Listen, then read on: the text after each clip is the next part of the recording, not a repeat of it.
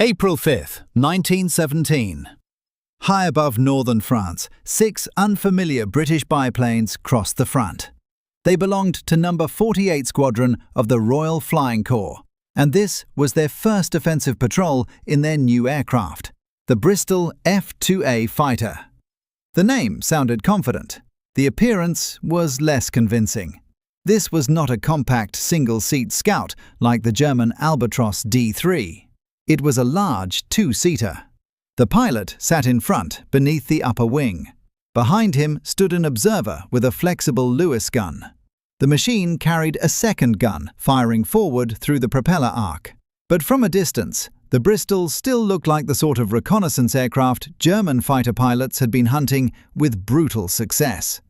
The British formation was led by Captain William Leaf Robinson, already famous for destroying a German airship over England. But fame could not protect his patrol from what appeared ahead of them.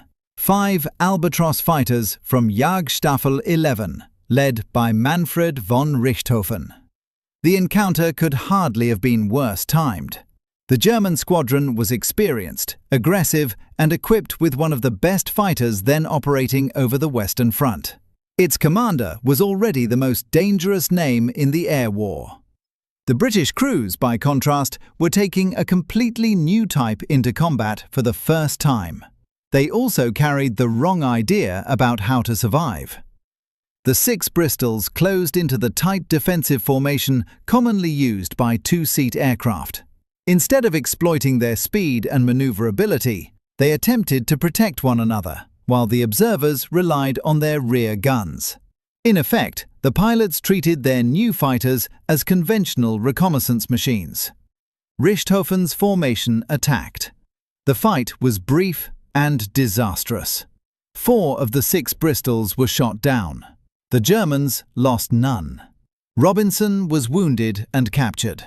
A machine that had been intended to surprise the enemy had instead delivered one of the most humiliating combat debuts of the war.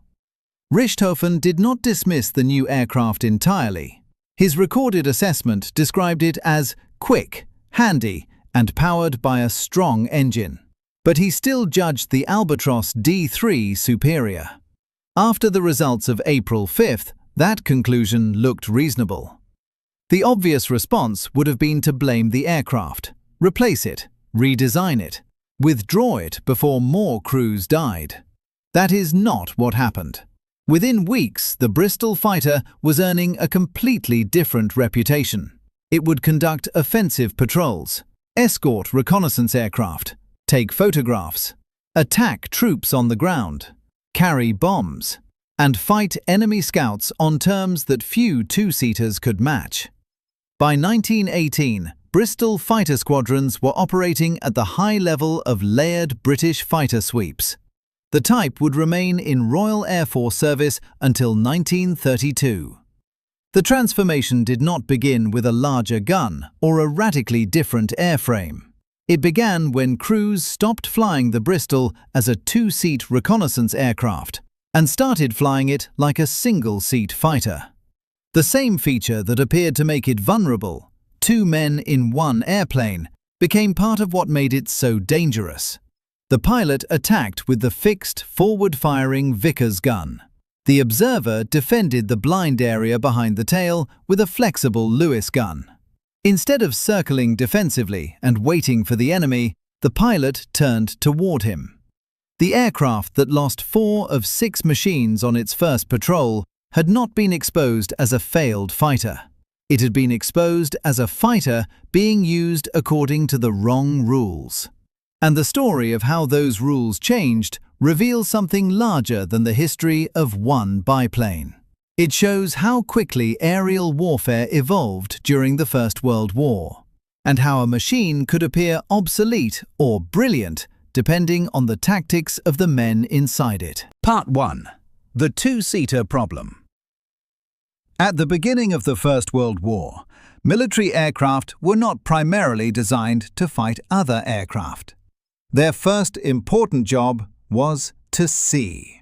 An airplane could cross trenches, rivers, roads, and railway lines that cavalry patrols could not. It could locate enemy troops, photograph defensive positions, and observe where artillery shells were falling. The pilot kept the machine in the air. The observer watched the ground, handled maps and cameras, and communicated information. This arrangement made the two-seater indispensable. It also made it a target. Once both sides began mounting machine guns on aircraft, the unarmed or poorly armed reconnaissance machine became prey. By 1915 and 1916, specialized single-seat fighters were appearing in growing numbers. They were smaller, quicker to turn, and built around a forward-firing gun. Their pilots did not need to coordinate with another crewman. They pointed the aircraft at the target and fired. The observer in a conventional British two-seater could return fire, but only through whatever arcs were not blocked by wings, struts, wires, and the tail. The pilot often had neither the maneuverability nor the forward armament to take the initiative. Survival depended on formation discipline, escorting fighters, and the skill of the observer. These measures helped, but they did not eliminate the basic problem. The Royal Aircraft Factory, BE-2, had become the most notorious example. Stable and useful for observation, it had been designed before air combat developed into a specialized profession. Stability helped when taking photographs or watching artillery fire. It did not help when a German fighter was closing from behind. By late 1915, the Royal Flying Corps needed a replacement. The requirement was not simply for another reconnaissance platform, with a gun added as an afterthought. The new machine had to defend itself. That phrase could be interpreted in two ways. The conservative answer was a better conventional two-seater. Give the observer a flexible gun, improve performance, and let the formation resist attack. The more radical answer was to create a two-seat aircraft that could attack like a fighter. At the British and Colonial Aeroplane Company in Bristol, designer Frank Barnwell and his team moved toward the second answer. Their aircraft would retain the two-man crew needed for reconnaissance, but it would also have the power, speed, and maneuverability to fight aggressively. The engine was critical. The first Bristol Type 12 F.2A prototype used a 190 horsepower Rolls-Royce Falcon 1, a water-cooled V12. That power plant allowed Barnwell's team to design a larger two-seater, without accepting the sluggish performance associated with many reconnaissance aircraft. The first prototype flew at Filton on September 9, 1916. A second followed on October 25th with a Hispano-Suiza engine. Even before the second prototype flew, Bristol had received an order for 50 production machines. Wartime aircraft development moved quickly because it had to. Designers, factories, test establishments, and combat squadrons were all trying to respond to an air war changing from month to month. The new Bristol looked conventional only at first glance. It was a two-bay biplane with a wingspan of just over 39 feet. The fuselage sat between the upper and lower wings. The pilot occupied the forward cockpit, and the observer stood close behind on a scarf ring that allowed his Lewis gun to swing through a wide field of fire. A synchronized Vickers gun gave the pilot a fixed weapon aimed along the aircraft's flight path. That forward gun was more than an additional piece of armament. It offered a different tactical identity. A normal two-seater depended mainly on the observer when attacked. In the Bristol, the pilot could hunt. But a weapon's location does not automatically teach a squadron how to use it. The aircraft carried the possibility of a new tactic, not the tactic itself. The first production version, the F.2A, reached No. 48 Squadron around the end of 1916. The unit trained in Britain moved to France in March 1917 and prepared for the approaching Arras offensive. British commanders hoped that new aircraft, including the Bristol, would surprise the Germans. The desire for surprise produced a dangerous contradiction. The squadron was expected to reveal the aircraft in combat, but its crews had little opportunity to learn through combat before the major operation. No training flight over England could perfectly reproduce an attack by Richthofen's pilots, and the air situation into which the Bristol arrived was among the worst the Royal Flying Corps would face during the entire war. Part 2. Bloody April. The Battle of Arras began on the ground on April 9, 1917.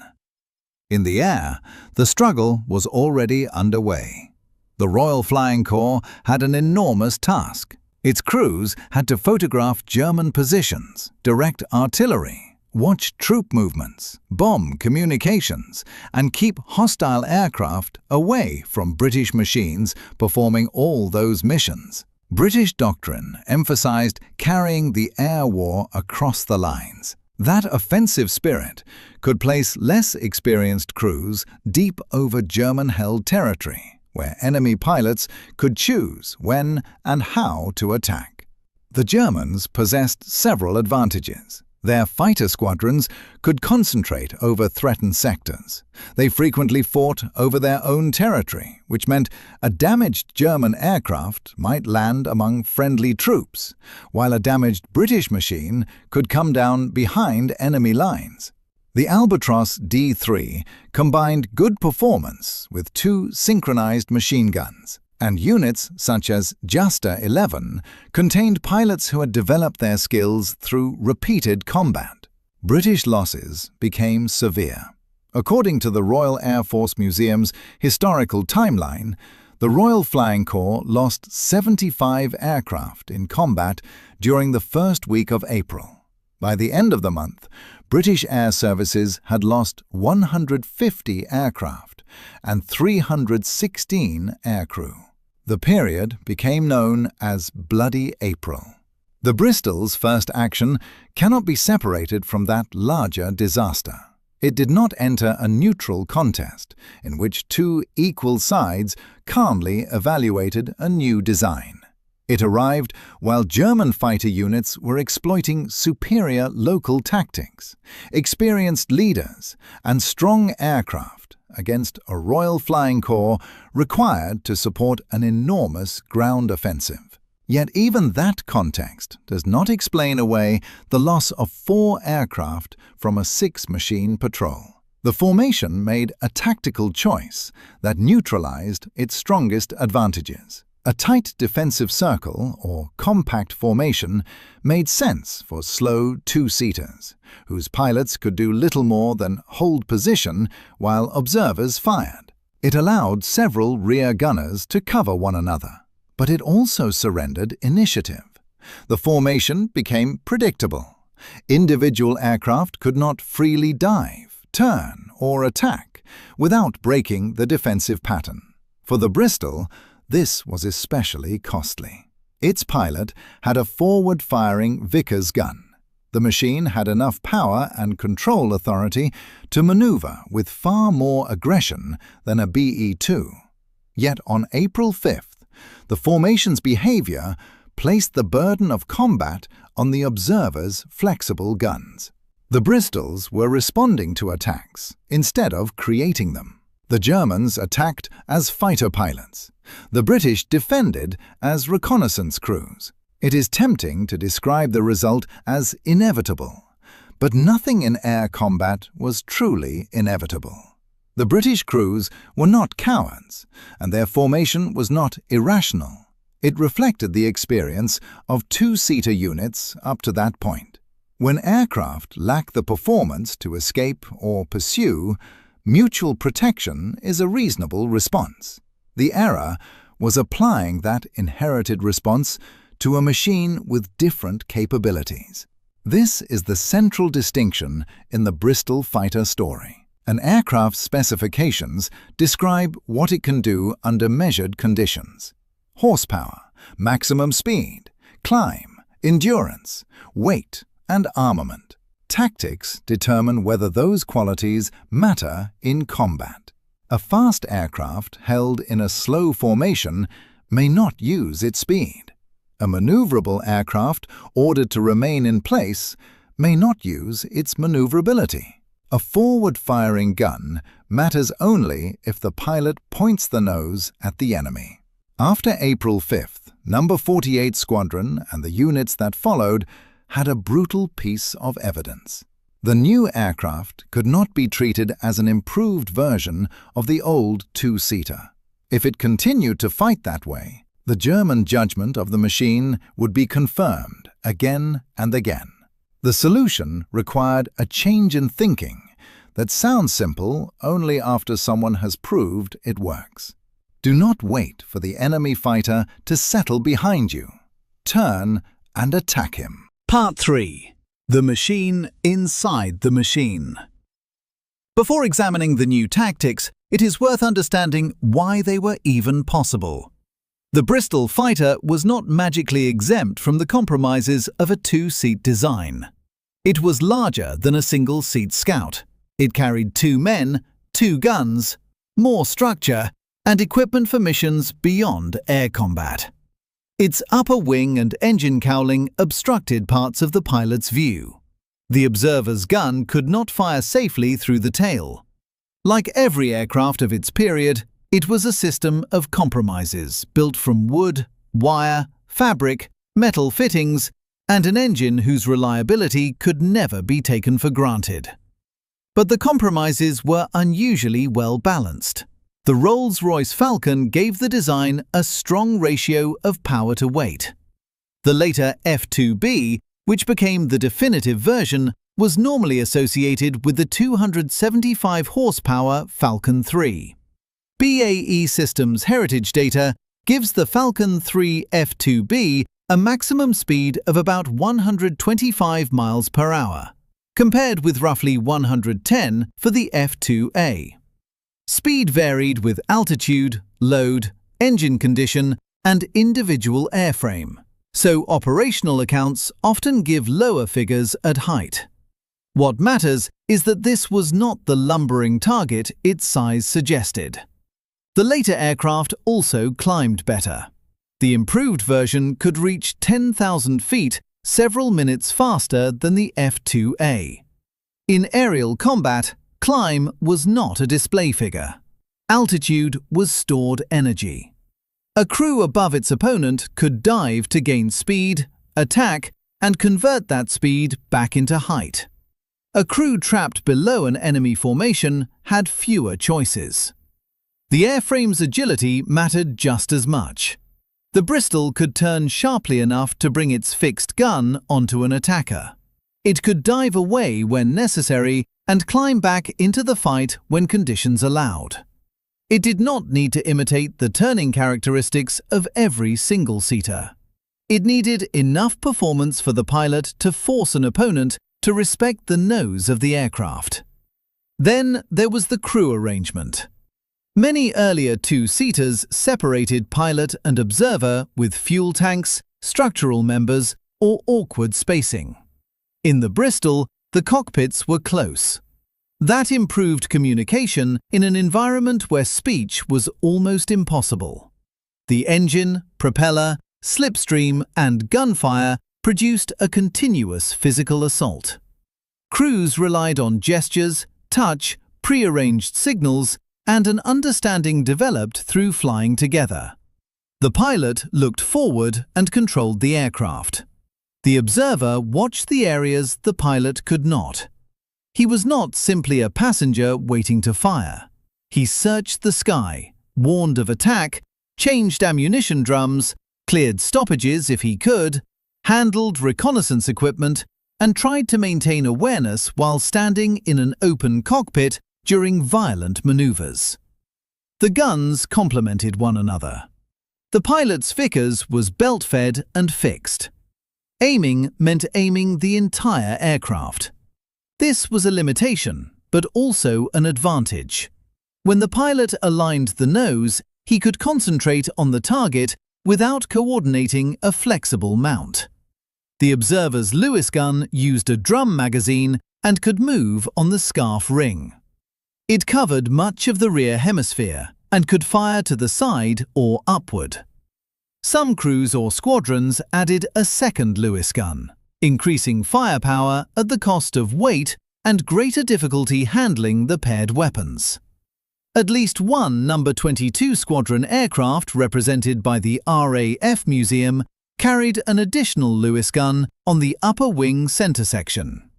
These field modifications show that operational units continued adapting the machine to their needs. The Bristol's strength was therefore not one extraordinary component. It was the interaction of several good ones: a powerful engine, a responsive airframe, useful endurance, a forward gun, a flexible rear gun, and 2 crewmen seated closely enough to function as a team. But all of those advantages remained dormant if the pilot flew a defensive pattern. The real machine was not the airframe alone. It was the airframe, the pilot, the observer, and the tactic connecting them. Part 4. Fly it like a single-seater. The revised method reversed the usual logic of two-seater combat. In a conventional defensive encounter, the pilot tried to give the observer a firing opportunity. He might hold the aircraft steady or turn in a way that kept the rear gun pointed toward the attacker. The observer was the principal fighter. The pilot was providing the platform. In the Bristol, the pilot became the principal attacker. When enemy scouts approached, the pilot could turn toward them, use speed to close, and fire the fixed Vickers. The observer did not lose importance.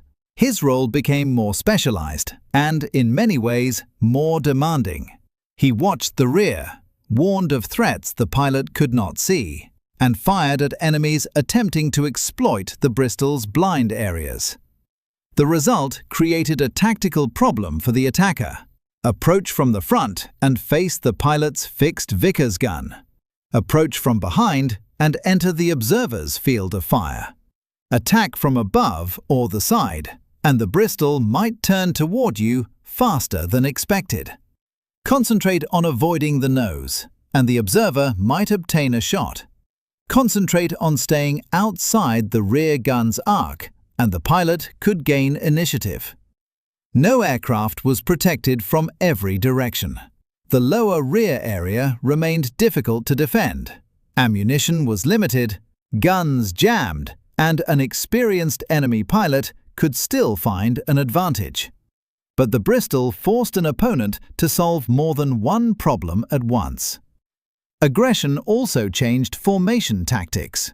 Bristol crews could support one another without remaining trapped in a rigid defensive group. A formation could break toward attackers, forcing the Germans to react to several armed noses, while observers guarded the rear. The aircraft did not have to wait passively for escorting fighters. It could perform reconnaissance or patrol missions and fight its own way through when necessary. The Canadian official history of First World War aviation associates the successful method especially with Lieutenant Andrew McKeever of No. 11 Squadron. McKeever demonstrated how fully the Bristol's performance could be exploited when it was flown as though it were a single-seat fighter. The pilot used the fixed Vickers offensively. The observer covered the tail. McKeever did not invent the physics of the aircraft. He showed what those physics meant tactically. This distinction matters because wartime innovation is often imagined as a single dramatic invention. A designer unveils a new machine, and the battlefield changes. In reality, innovation frequently occurs in layers. Engineers produce a capability. Test pilots explore it. Squadrons develop procedures. Individual crews discover what can be done under pressure. Training systems then attempt to turn personal discovery into repeatable practice. The Bristol Fighter's airframe came from Filton. Its full combat identity emerged over France. Within weeks of the April disaster, the type was regarded as a formidable and versatile opponent. That speed of change tells us the aircraft itself had never been fundamentally incapable. There was no time for a complete redesign between failure and success. The improved F.2B would add power and refinements, but the essential reversal began with the cruise. It also explains why the first patrol was so misleading. Combat results are often treated as an objective test of equipment. Sometimes they are. A weak engine, fragile structure, poor visibility, or inadequate weapons can condemn a design. But combat is never a laboratory comparison of machines alone. Training, altitude, surprise, numbers, leadership, mission, weather, and tactical doctrine all shape the result. On April 5th, the Germans did not simply defeat the Bristol F.2A. They defeated 6 Bristol F.2As, flying in a way that made them easier to defeat. The next phase of the story would show the difference. Part 5. Andrew McKeever's Proof. Andrew Edward McKeever arrived at the front as a young Canadian pilot in No. 11 Squadron. Beginning in the summer of 1917, he and a succession of observers accumulated a remarkable series of credited victories in the Bristol Fighter. Victory totals from the First World War must always be handled carefully. Air combat took place across a three-dimensional battlefield, often over enemy territory, at high speed, and without the later aids of gun cameras or radar.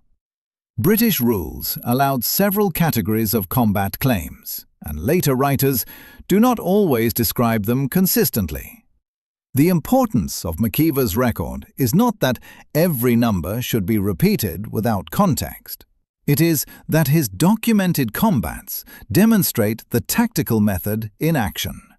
One of the clearest examples came over Cambrai on November 30th, 1917. The ground battle had entered a dangerous phase. German forces launched a major counterattack against the southern side of the British salient. In the air, visibility was fair beneath low clouds, and fighting intensified. The official Canadian history records 61 air combats that day.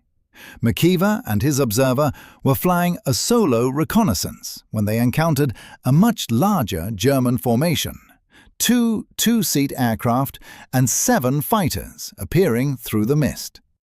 A conventional reconnaissance crew, outnumbered and alone, might have attempted to escape immediately.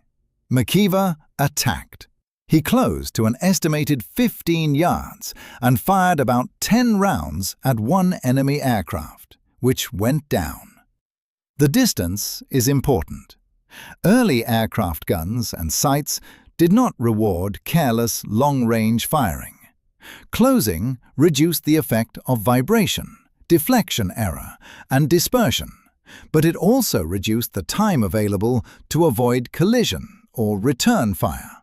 The fight then became a test of the two-man system. McKeever's observer accounted for 2 more enemy machines during the combat. Another aircraft attacked from the rear and overshot. The moment it passed the Bristol, the geometry reversed. The attacker moved into the forward field of fire, and McKeever brought it down. Then the observer's Lewis gun jammed. That single failure removed half of the Bristol's defensive system. With German aircraft still present, McKeever dived until he was flying at roughly 20 feet above the ground. At that height, an attacker could not safely remain beneath the Bristol and had little room to recover from a dive. The surviving pursuers abandoned the chase, and McKeever crossed back at low level. The official account credits McKeever and his observer with 4 victories in that action. It brought the total claimed by McKeever and his observers to 30 during his first half-year at the front, and contributed to the award of the Distinguished Service Order, added to the Military Cross and Bar he had already received. The action is dramatic, but its value is analytical. First, McKeever did not treat numerical inferiority as a command to become passive. By attacking immediately, he disrupted the enemy formation and reduced the time its pilots had to coordinate. Second, both weapons mattered. The pilot's forward gun and the observer's flexible gun were not competing ideas. They were parts of the same fight. Third, the Bristol's maneuverability converted an enemy overshoot into a firing opportunity. The aircraft could change roles in seconds, from attacker to defender and back to attacker.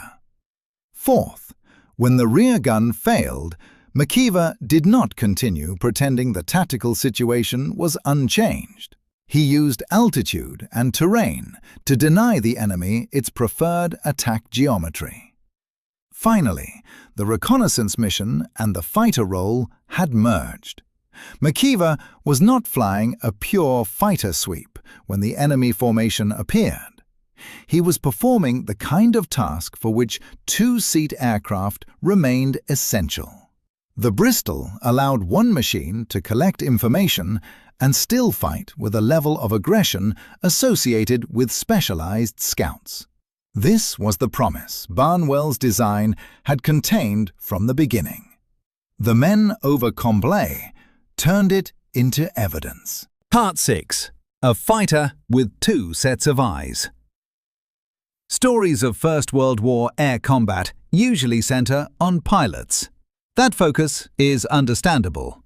The pilot controlled the aircraft, aimed the fixed gun, and was often the name attached to a victory claim. In a Bristol Fighter, however, concentrating only on the front cockpit removes half the system. The observer had to work in conditions that were physically punishing and tactically complex. He often stood to use the Lewis gun, bracing himself while the aircraft climbed, dived, banked, and turned. There was no enclosed turret and no powered assistance. To aim in a different direction, he moved the gun around the scarf ring while fighting the slipstream. To reload, he removed an empty circular drum and fitted another, while wearing heavy clothing and gloves. He also had to avoid shooting his own aircraft. The wings, struts, bracing wires, and tail created forbidden arcs.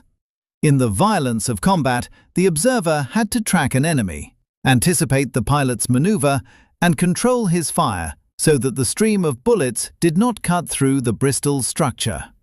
The flexible gun expanded the area the crew could defend, but it did not make that defense automatic. Nor was gunnery his only responsibility. On reconnaissance missions, the observer might operate a camera, study maps, record troop movements, or communicate with artillery. On a bombing or ground attack sortie, he watched for enemy fighters while the pilot concentrated on the target and the terrain. His view behind and below could give the crew seconds of warning that determined whether the Bristol turned into an attack or received bullets without warning. That work demanded cooperation developed before the fight began. A successful crew needed a shared understanding of signals and habits. If the observer indicated an enemy behind and to one side, the pilot had to know whether to turn toward the threat, dive, climb, or hold steady for a shot. If the pilot began an abrupt maneuver, the observer needed to anticipate how the attacker's relative position would change. This is why the phrase, "fly it like a single-seater," can be misunderstood. It did not mean pretending the second man was absent. It meant giving the pilot the offensive freedom of a single-seat fighter, while using the observer to solve the single-seater's greatest weakness. The pilot could not continuously watch behind himself. A single-seat fighter generally concentrated its fire forward, but its pilot had only one pair of eyes. Every second spent checking the rear was a second not spent watching the target, formation, instruments, or ground. In the Bristol, the observer extended the crew's awareness. He could see an attack developing while the pilot continued to maneuver offensively. The advantage was not absolute. Two men could misunderstand each other. An inexperienced observer might fail to see an enemy. A gun stoppage could suddenly open the rear. The extra crewman, cockpit, weapon, and ammunition increased weight. Yet when the crew functioned well, the two-seater was not simply carrying an additional passenger and gun. It was dividing the problem of air combat between two specialists. When that chain worked, the aircraft behaved less like a machine with two separate occupants and more like one weapon with two sets of eyes. Part 7. More than a dogfighter. If the Bristol fighter had only been good at shooting down enemy aircraft, it would still have been an important design. Its larger value came from doing several different jobs without becoming helpless in any of them. The Royal Air Force Museum lists the type's wartime roles as offensive patrol, photographic reconnaissance, escort fighting, and ground attack. Each required a different balance of speed, altitude, endurance, equipment, and crew attention. On an offensive patrol, Bristol crews crossed the lines looking for enemy aircraft. The pilot could use the forward Vickers as a fighter weapon, while the observer watched the formation's rear. The two-seaters could operate with the initiative normally associated with scout squadrons. On escort duty, the Bristol protected aircraft whose cameras or artillery work required them to follow a predictable course. An escorting crew could attack enemy scouts before those scouts reached the more vulnerable machines. Because the Bristol itself had an observer, it offered better rearward warning than a single-seat escort, though it could not match every specialized fighter in every part of the performance envelope. Photographic reconnaissance demanded steadiness and precision. A useful image required the aircraft to pass over the correct point at the correct altitude and attitude. That could conflict directly with survival. A pilot maneuvering wildly to avoid attack could ruin the photographic run. A pilot holding straight and level made himself an easier target. The observer and escorting aircraft had to create enough protection for the camera to do its work. Ground attack created another set of dangers. Flying low made troops, transport, artillery positions, and airfields easier to identify and attack.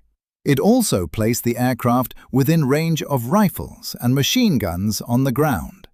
At low altitude, there was little room to recover from damage, engine failure, or a steep maneuver. The observer's ability to watch behind remained valuable, but no rear gun could protect the underside of the aircraft from every soldier below. By 1918, the type was part of increasingly organized air operations. The air war was no longer a collection of isolated duels above the trenches. Aircraft attacked aerodromes, escorted bombers, supported infantry, photographed routes of advance, and attempted to dominate different layers of altitude.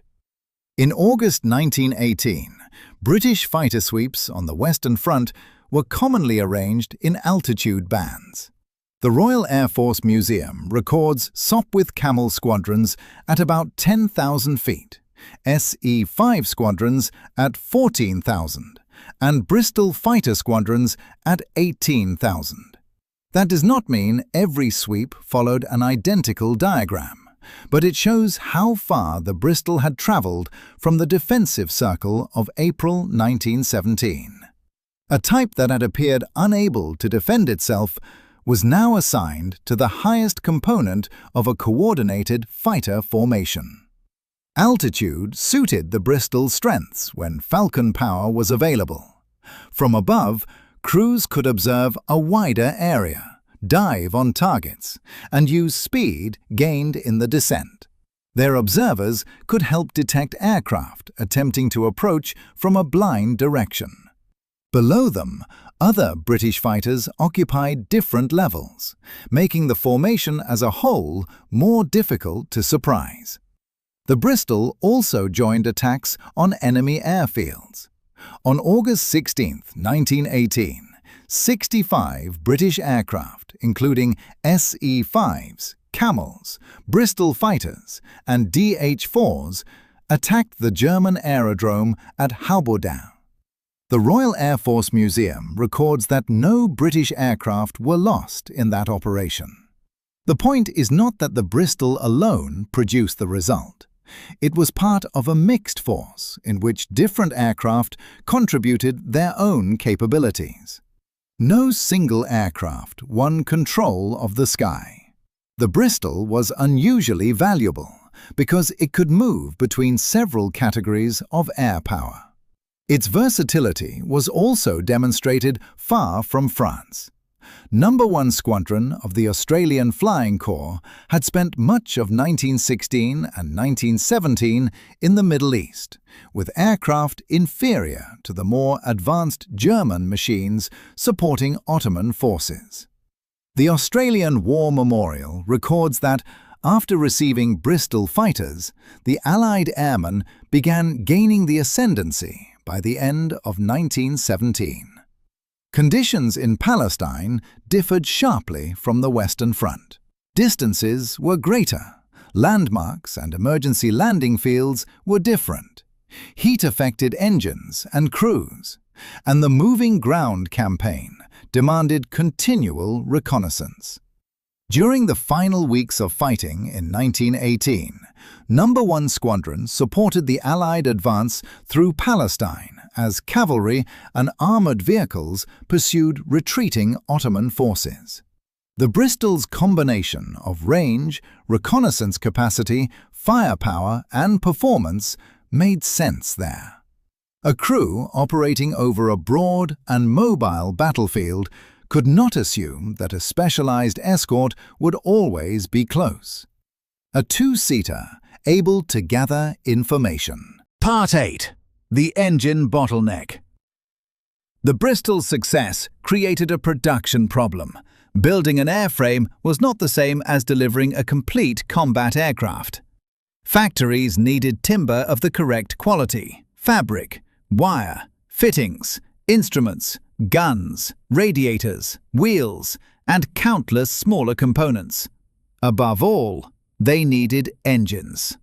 The Rolls-Royce Falcon was central to the design's performance, and demand could exceed supply. The same powerful engine that allowed the Bristol to fight like a single-seater also limited how many could reach squadrons in their best form. The F.2A remained a small production version, 2 prototypes and 50 production aircraft. The definitive F.2B was manufactured on a far greater scale by Bristol and several contractors. BAE Systems heritage figures place British F.2B production at around 5,300 machines. Early F.2Bs used Falcon 1 or Falcon 2 engines. Later aircraft generally received the more powerful Falcon 3. But not every airframe could obtain one. Alternative engine programs attempted to solve the shortage. The Sunbeam Arab powered the Bristol Type 15, and Hispano-Suiza engines appeared in Type 16 and Type 17 versions. These substitutions were not equivalent. An engine changed more than the number printed in a specification. It affected weight, balance, cooling, reliability, climb, speed, maintenance, and the supply of spare parts. BAE Systems history notes that the Arab-powered aircraft were relegated to simpler reconnaissance work, and that the Hispano-Suiza versions did not match the Falcon's power. This is an important correction to the idea that wartime mass production is only a question of building more. A factory could complete thousands of structures, but if the best engine was unavailable, commanders faced a choice: delay delivery, accept lower performance, or allocate the strongest engines to the most demanding units. The Bristol's tactical doctrine depended on performance. Fly it like a single-seater was far more credible in a Falcon-powered aircraft, with the speed and climb to support aggressive maneuver. Install a weaker or less reliable engine, add a heavy mission load, or send the airframe into combat with poor maintenance, and the tactical margin narrowed. The United States also examined the Bristol after entering the war. American planners needed modern combat aircraft quickly and considered producing the design with different engines and modifications. The resulting program generated prototypes and a small Dayton-Wright production run, but no American-built Bristol Fighter reached the American Expeditionary Forces in France before the armistice. That outcome reflected a wider difficulty. Adapting a proven foreign airframe to a new engine and a new industrial system could consume the very time the adaptation was meant to save. Changes to the power plant led to changes in structure, cooling, balance, and manufacturing. A combat-tested design could become another development project. Britain's roughly 5,300 F.2Bs were therefore not 5,300 identical examples of an abstract design. They were products of multiple contracts, engines, modifications, repairs, and production batches. Performance figures describe representative aircraft, not a guarantee that every crew received precisely the same machine. Yet the scale still mattered. A brilliant aircraft built in dozens can influence a battle. A capable aircraft built in thousands can influence an air force. The Bristol crossed that threshold. Part 9.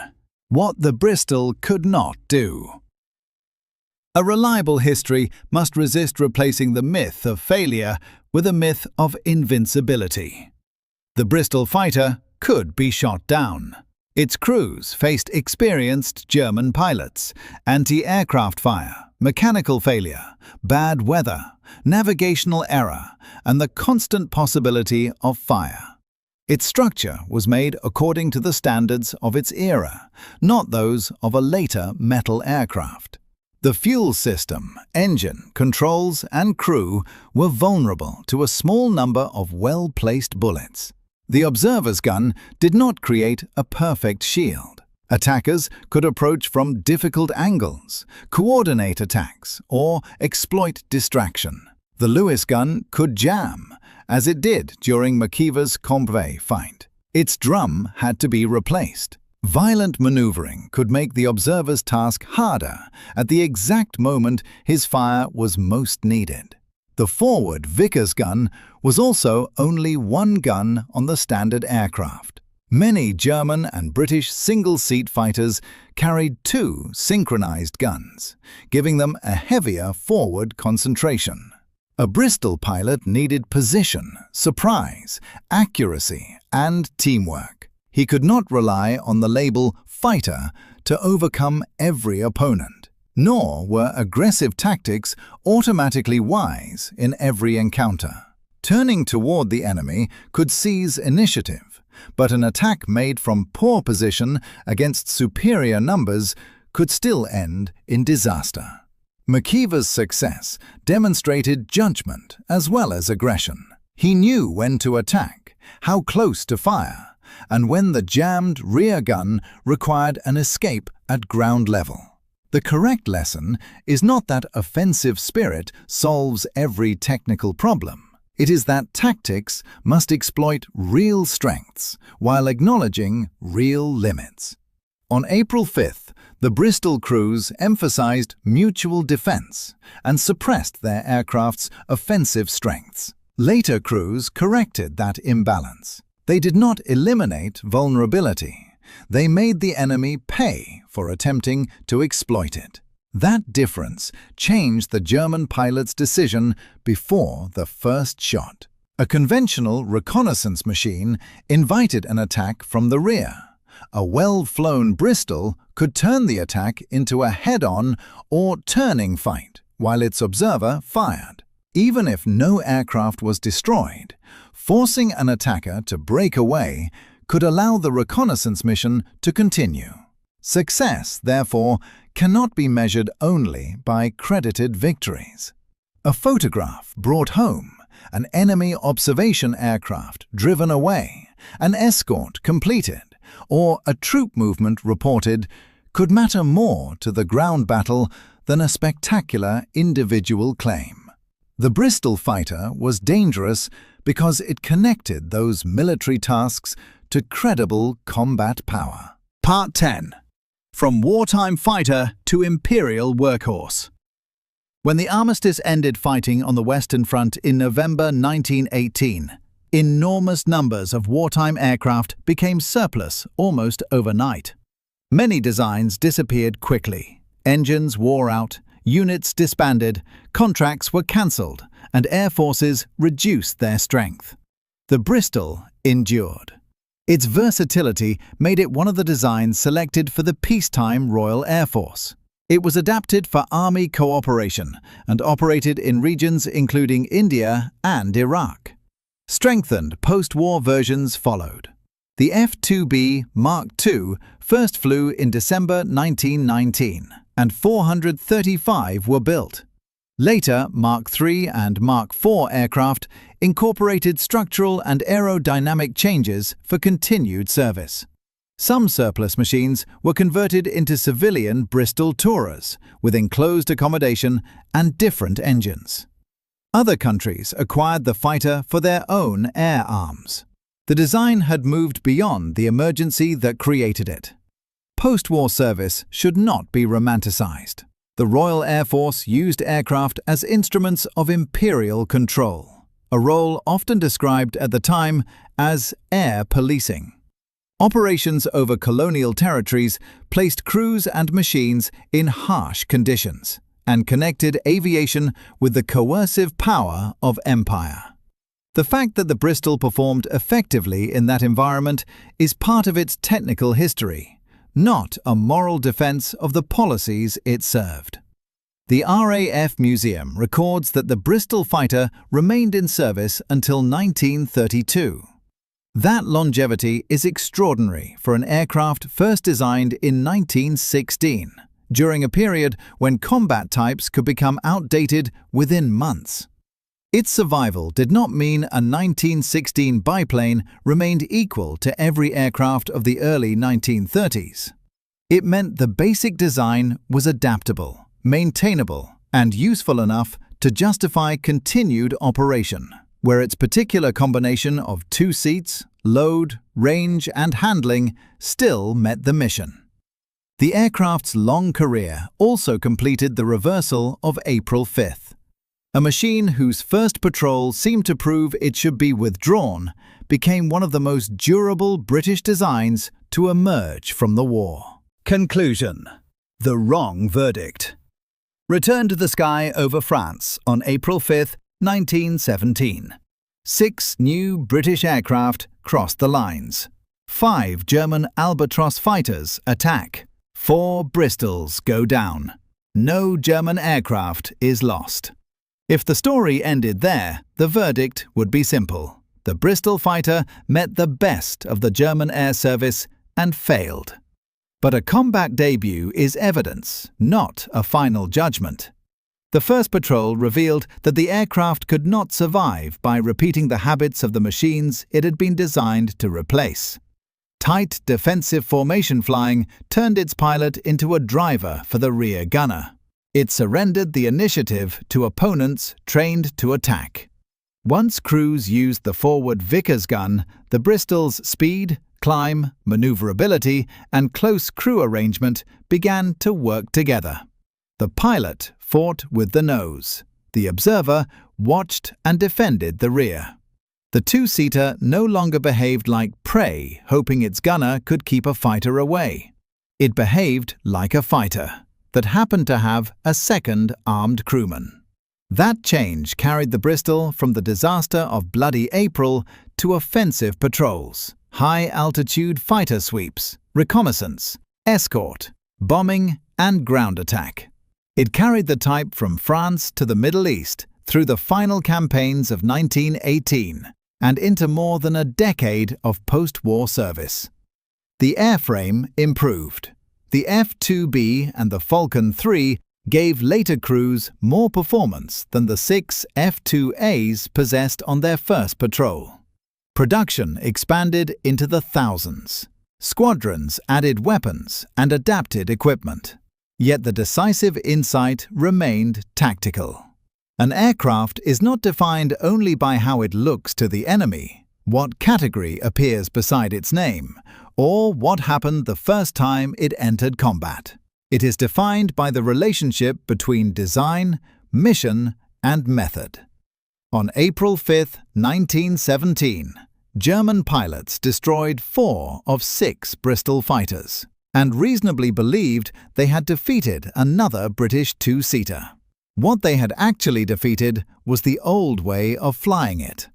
The moment British crews abandoned that old way, the large two-seat target in front of them became something far more dangerous. A reconnaissance aircraft that could attack, an escort that did not always need escorting, and a fighter with a second pair of eyes. The Bristol had not needed to become a single-seater. It needed to be flown like one.